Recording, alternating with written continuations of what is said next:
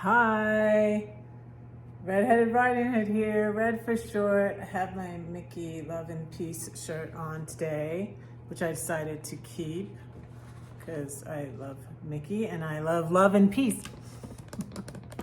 It is a sad day. I'm not watching the you know what. And I'm going to read you William Barclay's Daily Celebration, Volume 2. My compensation. This is about William Barclay himself. January 20th. I happen, as you know, to be deaf. He was a theologian. William Barclay was a Scottish theologian who lived from about 1907 to 1978. He lived in Scotland, and he was a university professor. He was a theologian, and he believed in the salvation of all by Jesus. There is no eternal conscious torment. And he was just a great man. So, and he was deaf. I happen, as you know, to be deaf. So deaf that without a very wonderful hearing aid, I am quite helpless and cannot hear anyone. But there is one tremendous advantage in being deaf. If you are deaf, your power of concentration is far more than doubled, for the very simple reason that you never hear all the sounds which are so distracting for other people. There is a big compensation for a writer in being deaf.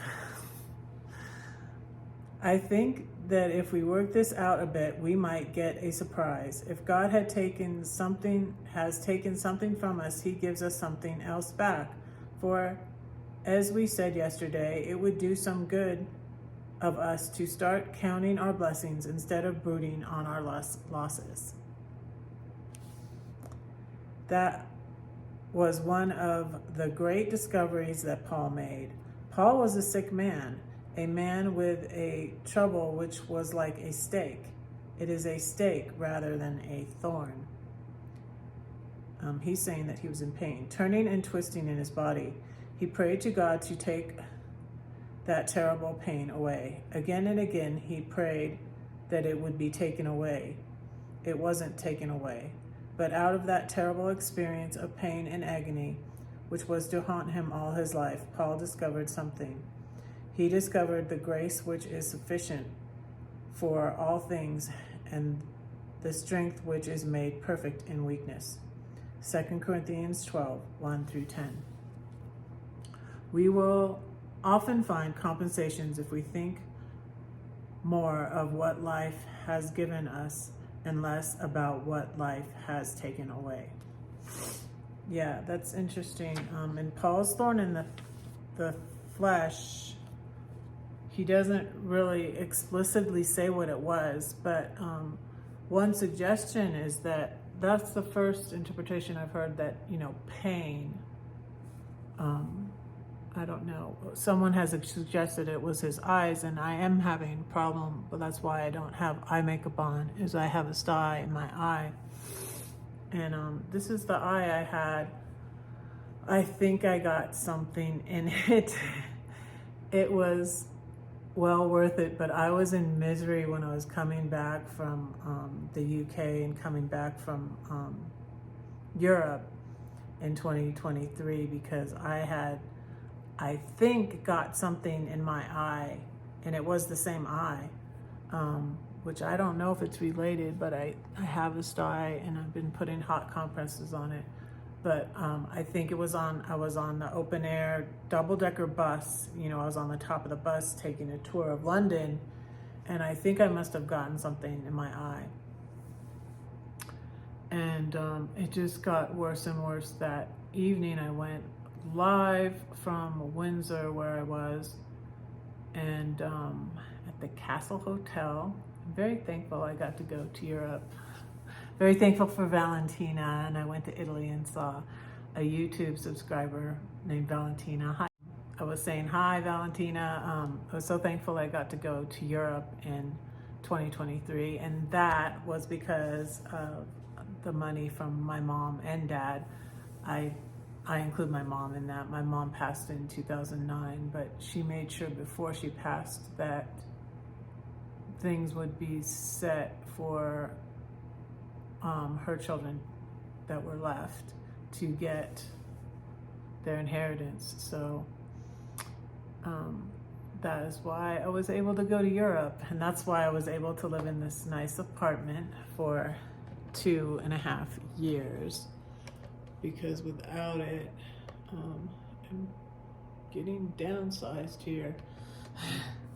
Without that money, I wouldn't have been able to get this apartment, because I don't make enough money. It was because of the money that was in my account that I was able to get this expensive apartment, and that was good for a time. I felt like God had put me here to heal. I'm actually going to be saving money, moving to San Diego. Believe it or not, but really, y'all, I am. I'm going to be spending less on rent because I'm going to have a roommate again. For a time, I did not want to have a roommate because I had a horrible roommate in St. Louis. A roommate from hell who couldn't flush the toilet. I had to share a restroom with him, and it was bad. And he sensed towards the end, we, had this underlining hostility towards each other towards the end. And so it was just excruciatingly horrible. And he caused the falling out between me and my friend in St. Louis. And it was just really a mess. And that was why I felt like I needed this time. And I got a job for 9 months. Like, what the heck? What the heck is that? I wasn't able to do that. And when I separated from my husband, and when I was getting a divorce, oh gosh, that was excruciating. Also, before the pandemic, I could not find a job in Georgia. That's why I did Airbnb. I donated my blood plasma. I did Airbnb. I drove for Uber and Lyft. I was paying on $40,000 in credit card debt. That's why I say over and over and over again, what a blessing it was, and what I felt like an accomplishment for me, although I know that God helped me through all of that in the middle of a pandemic. The pandemic hit, I was downsizing and selling my stuff on Facebook Marketplace. I had stopped doing Airbnb. I was actually had fear that my green card guy, who I spoke out about on my blog, was gonna send someone to harm me. So I was starting to get really paranoid about that. When I was doing Airbnb in 2019 still, because men from Atlanta kept booking my Airbnb and not saying what they were coming for, and I would just be like, no strange people booking my Airbnb who are not explaining what they're coming to Middle Georgia for. And it was just, and so, boy, I've gone off on a tangent, haven't I? But anyway, so it was the middle of the pandemic. I was downsizing, when that hit was March 2020. And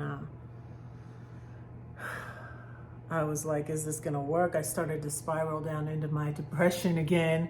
I was like, I don't know that I can do this, but I did it. I left Georgia in the middle of the pandemic. I put my house on the market in June, sent Gladys up her dog, her pit bull.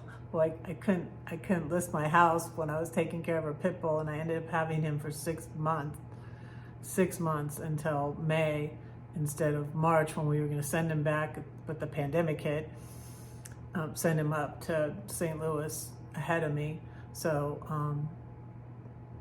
yeah, it was a time. I'm just so happy. I made over $4,000 selling my stuff on Facebook Marketplace. I think I'm probably gonna make $1,000. I've already made like $300, and I still have to sell this beautiful sofa.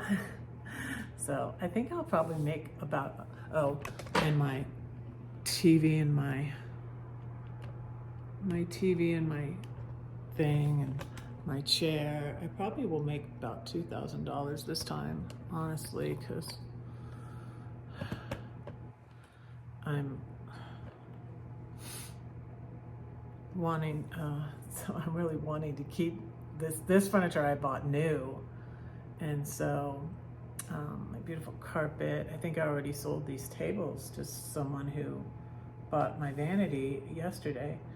So I am so excited.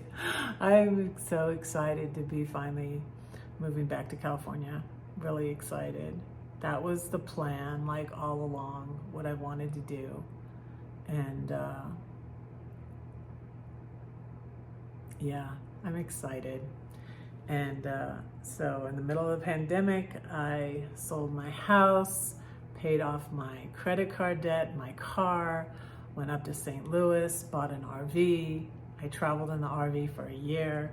I was out in California in my RV at my brother's, taking care, helping him with my sister-in-law who was in the final stages of breast cancer, and she passed in January 2021. And yeah, and then I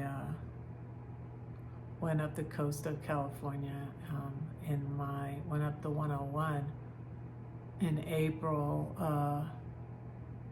2021, went up into Oregon. I visited Denver in my RV twice. Yeah, it was the first place I came, and then I went back in 2021. Yeah, it's been a fun adventure, and so this is my next adventure. I'm going back to California. I'm so excited. And that's my video for today. Don't say that no one cares for you, because I do, and God does too. Don't forget to pray for Red, because Red is praying for you. Bye.